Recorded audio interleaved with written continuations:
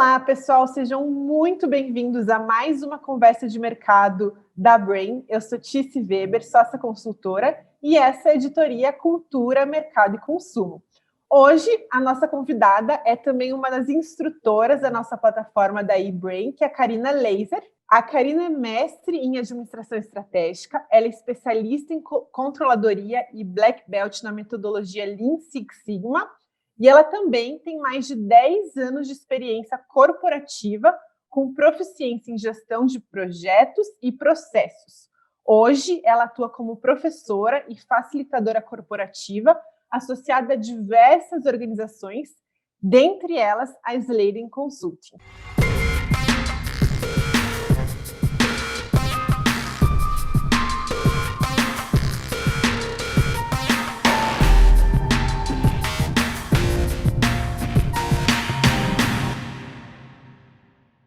Karina, seja muito bem-vinda. Obrigada, Tiziana. Karina, me conta, no teu curso da plataforma eBrain, até já vou deixar aqui o convite para o pessoal ir lá dar uma conferida, você fala bastante sobre produtividade. Mas eu queria entender primeiro, assim, o que é produtividade, né? Se fala tanto desse nome, mas o que é efetivamente produtividade e por que ela é importante?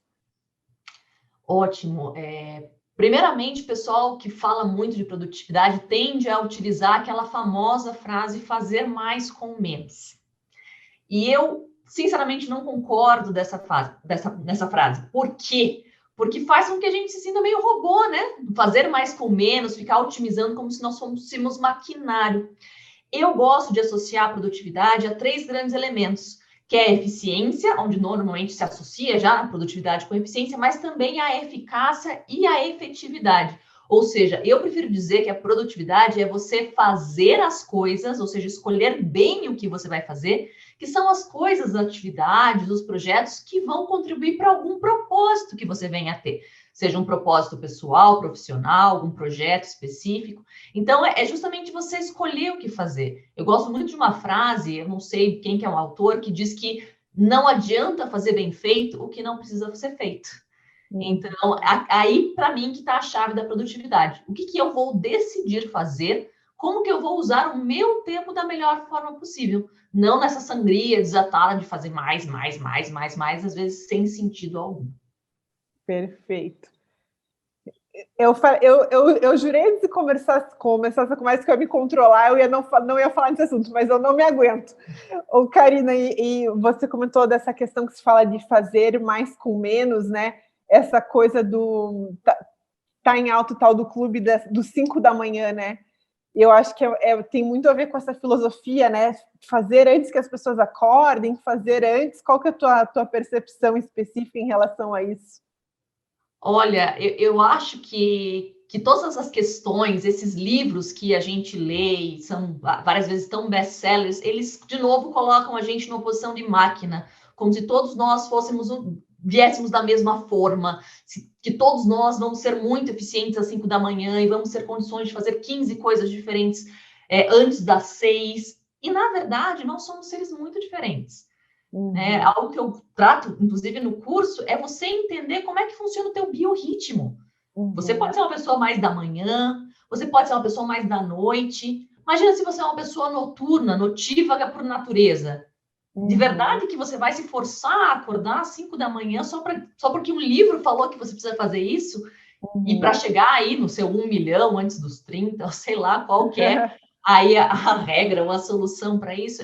Essas são as questões que eu falo muito. E quando eu falo de produtividade, eu falo de produtividade humana. Ou seja, até que ponto você, com o seu jeito de ser, com o seu corpo, com a sua mente, com o seu ritmo, óbvio, pode melhorar o seu ritmo, pode fazer com que o seu corpo funcione melhor, mas assim, respeitando os seus limites. Né? E eu acho que essa questão do fazer mais com menos vem muito dessa linguagem, né, de revolução industrial ainda, né? Como se a nossa cabeça ainda tivesse aquela mentalidade do mais, de exploração do planeta, exploração do nosso tempo, exploração dos nossos recursos, inclusive humanos, né? E eu acho que o planeta está dizendo calma, e o nosso corpo está pedindo calma. né? É uma das coisas que eu estudo, é a questão de gestão de estresse. Isso, antes da pandemia, o Brasil já era considerado o segundo país mais estressado do mundo, perdendo só para o Japão. E o estresse está nisso, né? Nessa questão, dessa cobrança do se encaixar nessa forma, do fazer as coisas e, de novo, ser questionado por quê, se faz sentido, se respeita os meus limites, se respeita o meu jeito de ser. Né? Então, eu não sou muito do povo das 5 da manhã, não. Ainda bem. Eu, se tiver que acordar às 5 da manhã, não tô boa ainda, não tô nesse planeta. Nessa onda do que você comentou, dessa aceleração, né, desse fazer mais, desse pensamento de revolução industrial, agora veio até a aceleração do áudio do WhatsApp, né? Não, sim, né? Eu sinceramente me pergunto por que precisa, né? O mundo já está tão acelerado, existem novos distúrbios, chamado distúrbio do pensamento acelerado, o FOMO, do Fear of Missing Out, ou seja, eu tenho que fazer tudo ao mesmo tempo, e inclusive há estudos, né, que estão migrando a gente do mundo VUCA, né, muito conhecido, né, de volatilidade, incerteza, complexidade, ambiguidade, para um mundo que eles chamam de BUNNY, de fragilidade, de não linearidade, de ansiedade. Uhum. Então, desde quando a ansiedade vai nos favorecer para sermos mais produtivos? Na verdade, geralmente ela nos trava, porque nos coloca uma série de travas de culpa e de negatividade, de pessimismo, e é aí que a gente não vai ser produtivo mesmo. E fora todo esse contexto, né, de aceleração, de ansiedade, agora a gente vive esse contexto de pandemia, né, que interferiu muito na nossa rotina, na nossa produtividade. O que fazer, assim, como lidar com isso? Qual que é a sua dica aqui para quem está nos assistindo? Eu acho que em primeiro ponto, e realmente, né, a pandemia pegou todo mundo de surpresa. Primeiro a gente esperava que não ia acontecer, depois que não ia chegar no Brasil, depois que ia passar em 3, 6 meses, e estamos aí já 1 ano e meio. Eu acho que o primeiro ponto é não se cobrar tanto. Está todo mundo passando por uma situação difícil, né? Eu vi muito no começo da pandemia, de novo, essa ansiedade, né? Não vou aproveitar meu tempo e vou fazer um curso e vou ler um livro e vou participar de todas as lives. E, de novo, calma, não se cobre tanto. A gente está vivendo uma situação emocional muito pesada, né? E aí você pode ter situações que ainda te deixam mais ansiosos e mais nervosos, ou não, mas enfim, estamos todos aí numa mesma situação e precisamos ter calma. Então, o primeiro lugar é isso, não se cobre tanto. Segundo lugar, é importante você estabelecer alguns limites, porque o que a pandemia fez com que a gente se encerrasse na nossa própria casa, né? Então, ok, né? Não tenho mais essa separação que era tão fácil. Ok, agora eu estou indo para a faculdade, agora eu volto para casa. Agora estou indo para o trabalho, agora eu volto para casa. Está tudo junto, misturado. Então, cabe a nós colocar limites. Ou seja, se possível, estabeleça um horário de entrada e saída. Estabeleça um horário. Vou começar a trabalhar às 9, às 8, às 7, vou sair, vou desligar o meu computador 5, 6, 7, dependendo aí de como é a sua rotina. Então, tenha esse horário. Outra coisa que é interessante, até por uma questão aí de hábito e de gatilho mental do lado positivo, coloque uma roupa de trabalhar. Né? Eu sei que às vezes é muito confortável a gente estar com o nosso pijama, o nosso moletom, mas ao trocar de roupa, isso nos dá, o nosso corpo avisa nosso cérebro que, ok, eu preciso ligar a minha cabeça para funcionar. E é a mesma coisa quando eu troco de roupa, terminando o meu horário de trabalho. Então, aí fica uma dica a seu critério, né? Ninguém vai também precisar colocar salto alto ou algo assim, mas tem algum tipo de hábito que faça essa virada de chave. Talvez uma rotina matinal de, ok, tomar um bom café da manhã e depois ligar o computador, ou algo nesse sentido. Uhum. E a outra dica que eu dou, que eu acho que talvez seja mais relevante, é tratar os seus novos colegas de trabalho, né? O que eu brinco, se você não mora sozinho, né? Se você mora com alguém, seu parceiro, parceira, pais, filhos, são seus novos colegas de trabalho. É verdade. Eles estão dividindo esse espaço com você.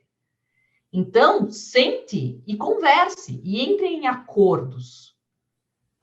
Se você tem filhos ainda, então você tem mais acordos a fazer, né, com seu parceiro ou com a sua parceira. Quem que vai acompanhar o filho nesse horário? Quem que vai fazer tais tarefas domésticas? A gente precisa fazer essas separações e esses acordos. É quase como se fosse uma nova equipe de trabalho agora em casa. E como que a gente vai fazer para que otimize o tempo e melhore o tempo de todo mundo? Perfeito, isso é fundamental, né? Conciliar, administrar a rotina do trabalho com a rotina de casa, com esses novos colegas de trabalho que estão aí dividindo a casa com a gente, né? Dormindo, acordando. Não, Karina, e aí as crianças com essa questão de aula online também, às vezes fazer essas separações, né? Pode ser que numa semana você tenha uma reunião muito importante no seu dia, e aí você fala assim para o seu companheiro ou companheira, olha, poxa, quarta-feira, 14h, você cuida das crianças enquanto eu faço isso, aí na outra semana talvez seja o contrário, mas estabelecer essas concessões e esses acordos coletivos, eu acho que faz toda a diferença. Perfeito. Combinado não sai caro, né? Com certeza. Outro tema que você até comenta no curso, que eu achei muito interessante, eu percebo assim que muitas vezes na nossa rotina a gente acaba engolido naquelas atividades, naquelas tarefas, começa a fazer várias coisas, e muitas vezes essas atividades não fazem necessariamente sentido, né, com o nosso objetivo. Você comentou aqui no começo da nossa conversa, né, o que precisa ser feito, o que não precisa ser feito, e daí você falou ali um pouquinho dos nossos horizontes de foco, né, no curso. Você explica um pouquinho mais para a gente o que são esses horizontes de foco? Os horizontes de foco, eles vêm de uma terminologia, de uma metodologia do David Allen, que é muito conhecido aí no âmbito da teoria da produtividade, porque ele criou a metodologia do GTD, do Getting Things Done. Inclusive, é uma literatura muito, muito interessante, recomendo, chama Arte de Fazer Acontecer, o livro do David Allen. E não ganho nada por isso, tá? A indicação porque o livro é bom mesmo. E aí ele trabalha com essa questão dos horizontes de foco. E justamente o mais interessante é a gente mudar a nossa perspectiva. Como você falou, é tão fácil a gente entrar numa rotina, é tão fácil a gente fazer as coisas e às vezes a gente nem está pensando que a gente está fazendo as coisas, né? E o nosso cérebro, ele foi meio engendrado para isso, né? Da gente sempre estar automatizando processos, automatizando coisas a fazer e tudo mais, e aí a gente tem que parar. E aí os horizontes de foco nos ajudam porque, ok, eu preciso olhar como é que está o terreno, que eles chamam, que é a questão das atividades, ou seja, se você tem uma lista de tarefas, o que você tem na sua agenda. Esse terreno, esse teu dia a dia, a tua agenda, está bem alinhada com os teus projetos? Às vezes você está trabalhando numa empresa e você está 50% do tempo atuando em algo que não é o seu projeto, não é a sua responsabilidade. E aí você vai subindo nessa pirâmide, você começa a olhar o seu terreno e vai olhando. Isso está alinhado com os meus projetos? Isso está alinhado com as minhas áreas de foco e responsabilidade?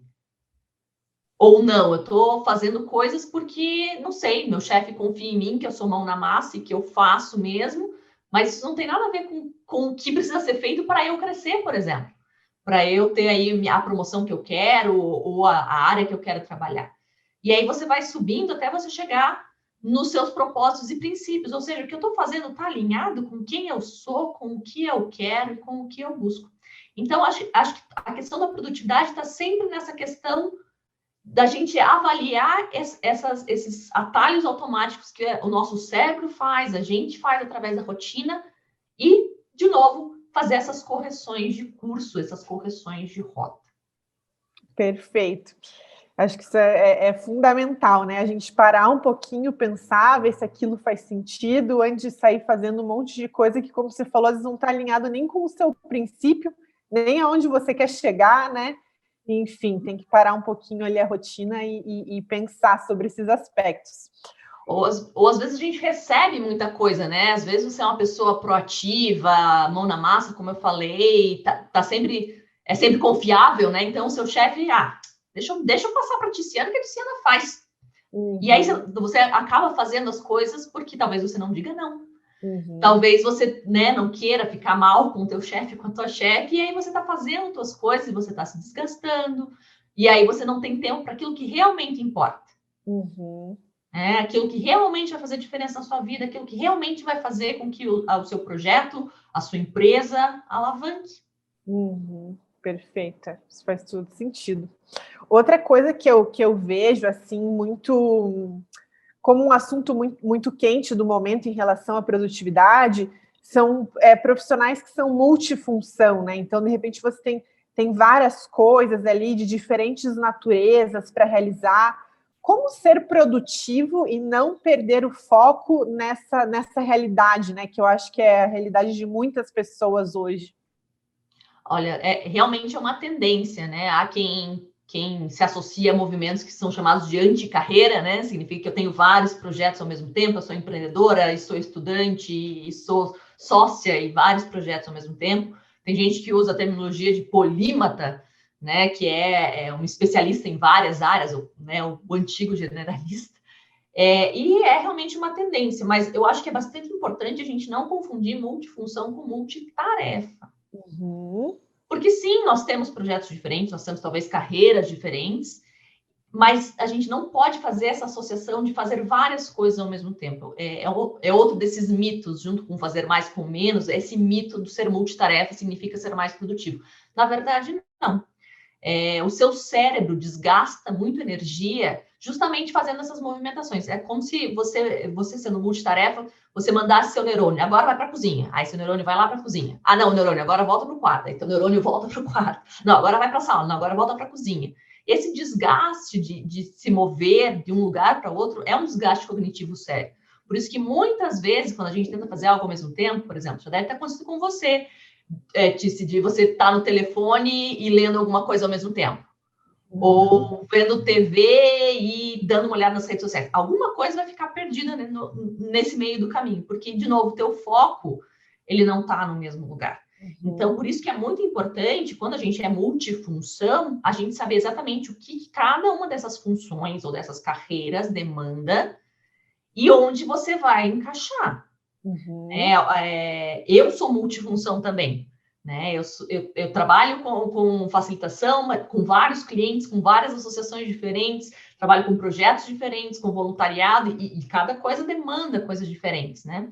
No meu caso, o que eu faço que funciona, quando eu estabeleço as minhas listas de prioridade, eu tenho datas, né? Geralmente o meu trabalho, a minha função está muito associada a datas. A gravação da aula no dia tal, revisão do material no dia tal, preciso estar com o conteúdo pronto até dia tal. E com isso eu consigo fazer essa atribuição, né? Quando a gente fala de lista de atividades, é um dos temas que eu abordo no curso, eu preciso entender, ok, eu tenho uma série de atividades.